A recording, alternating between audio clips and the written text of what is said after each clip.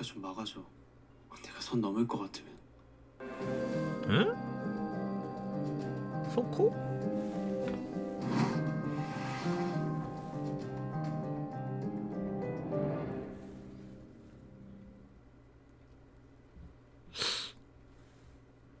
뭐지?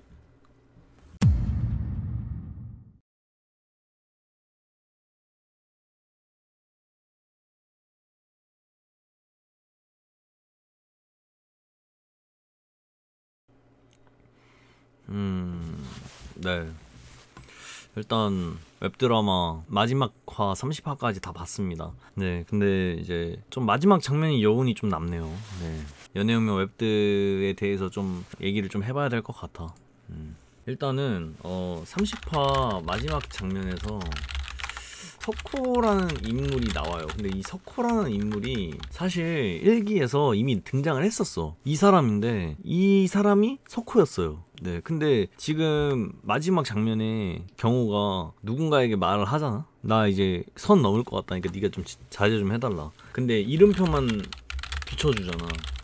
이 말은 즉슨 아직 이 인물이 캐스팅이 되지 않았다라는 걸 우리에게 말해주는 것 같고, 그럼 2기에서의 석호가 무조건 나올 거고 그 석호에 맞는 배역을 캐스팅을 할 것이다. 근데 아직 보여줄 수는 없으니까, 캐스팅이 안 됐으니까. 그래서 이름표만 비춰준 것 같거든요. 근데 왜 그런지 모르겠어. 그리고 1기에서 이미 석호라는 인물이 등장을 했는데 굳이 왜 이름표만 비춰줬을까? 네, 저는 모르겠어요. 그리고 굳이 이럴 거면 석호라는 존재를 그냥 주요 인물로 이렇게 같이 해서 미리 등장시켰으면 더 좋았지 않았을까, 이런 개인적인 생각을 해봐요. 아니 이상하잖아. 막 1부에서 30부까지 딱 보면 그냥 이제 그 경우는 뭐 경민이, 그리고 주영이, 병훈이 뭐 이렇게만 다니잖아. 근데 갑자기 1부에서 29화까지는 이 친구들이랑만 놀다가 갑자기 30화에 나 도저히 못 참겠어, 너가 막아줘 하는데 그 인물이 바로 석호야.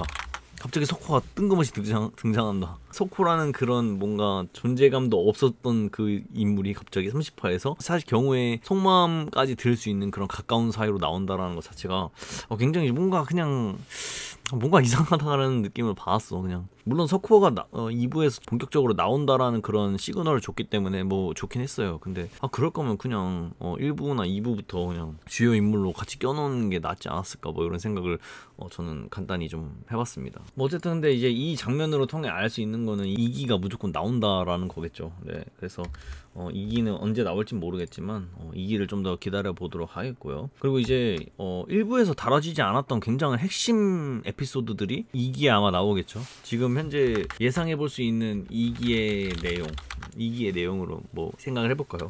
첫 번째, 민지와 아람의 구도. 이 둘은 지금 현재 좀 대립을 하려고 하는 그런 약간 시동을 건 느낌이 있어요. 아람이는 이제 민지한테 굉장히 못마땅해 하는 그런 장면들이 몇몇 나오죠. 민지가 막 이렇게 상훈이를 가지고 논다? 사람 갖고 논다. 마음도 없으면서. 너 진짜 좋아하는 애면 이경우면서 왜 자꾸 그렇게 갖고 노냐? 이런 거에 굉장한 불만을 갖고 있고, 민지는 뭐 표현되진 않았어요. 표현되진 않았지만 원작에 따르면 자꾸 나를 가르치려고만 하는 그런 아람이, 그리고 나만 싫어하는, 나한테만 너무 엄격하게 대하는 아람이, 공격적으로 말하는 아람이, 이 아람이에게 굉장한 불만을 품어서 결국 이 둘이 마찰을 일으키게 되는데 이게 아직 나오지 않았죠. 아마 2기에서는 이 내용이 다뤄질 것으로 보이고, 두 번째 이제 민지와 상훈이의 관계.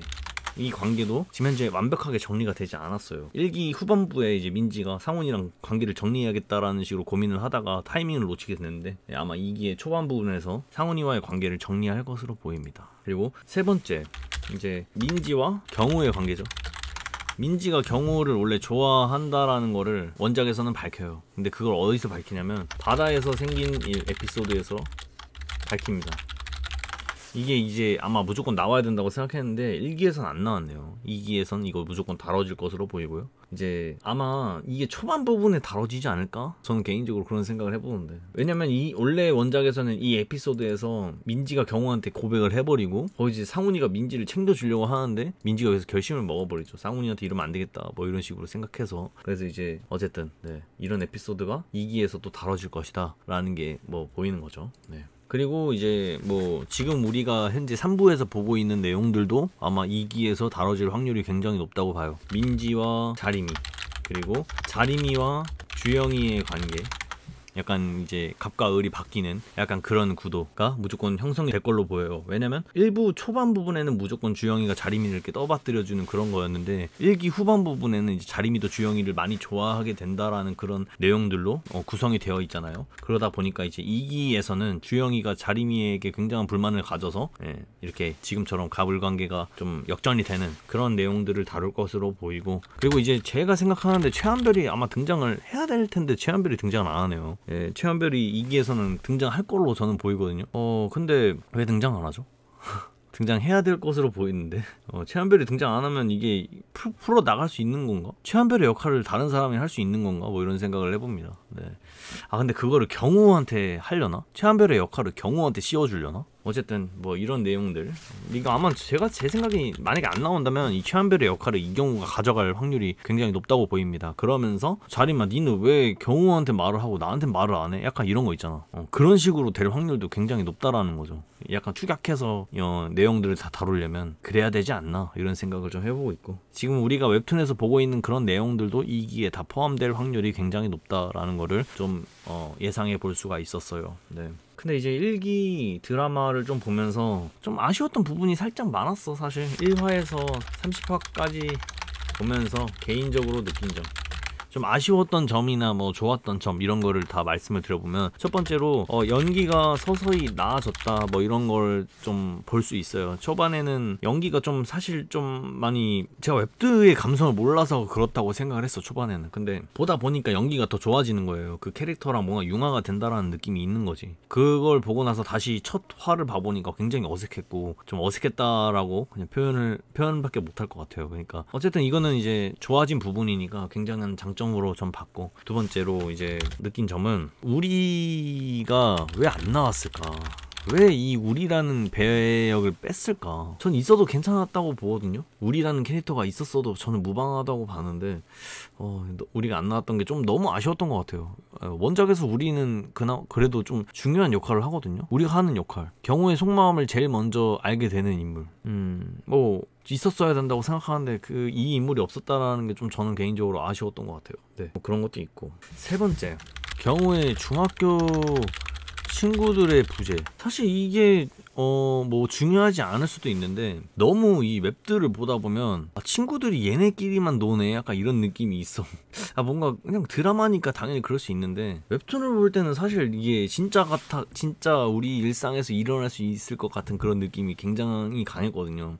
그래서 연애혁명이 더 재밌었던 거고, 더 집중해서 볼 수 있었던 거고, 마치 있던 일을 그린 것 같은 그런 느낌이었으니까. 근데 너무 그 장소의 한정성이라고 해야 되나? 그런 게 너무 강했던 것 같아요, 웹드는. 근데 어쩔 수 없었겠죠. 근데 그게 좀 아쉬웠던 것 같아. 너무 친구들이 너무 얘네밖에 없는 거야. 경호도 얘네밖에 없고, 주영이도 얘네밖에 없고, 자리미도 얘네밖에 없고, 막 이런 거 있잖아. 그러니까 그런 느낌이 좀 너무 강했던 건 아닌가, 뭐 이런 식으로 좀 생각이 들었어요. 그리고 네 번째, 30부작이다 보니까 한 7년을 연재한 이 작품을 다 담기란 사실상 많이 어려웠던 걸로 보여요. 그러니까 내용이 굉장히 생략된 부분이 굉장히 많았고, 또 뭐 캐릭터들의 과거 씬을 다룰 때 그게 좀 약간 너무나 중요한 부분들을 다 이제 약간 배제하고 넘어가는 듯한, 그냥 약간 스토리 전개에 맞춰서 어떤 일이 있었다 약간 이런 식으로만 설명해 주는 것 같은 그런 부분이 좀 너무 아쉬웠던 것 같아요. 그 연애혁명 2기는 또 몇 부작으로 나올지 모르겠는데 아마 또 30부작 정도로 나오겠죠. 근데 이런 부분이 더 나아질 수 있으면 좋겠어요, 저는 개인적으로. 네, 그리고 보면서 느낀 건데, 저는 진이가 왜 있었던 건지 모르겠어요.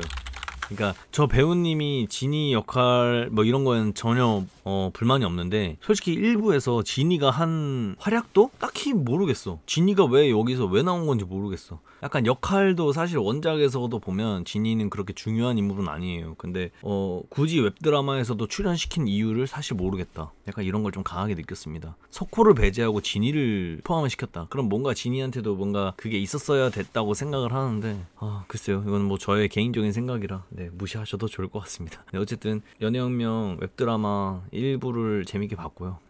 2기도 언제 나올지 모르겠는데 그때도 리뷰를 하면서 같이 이렇게 얘기를 나눌 수 있는 그런 시간이 왔으면 좋겠네요. 어쨌든 저는 여기까지 해보도록 할게요. 저는 레드진생이었습니다.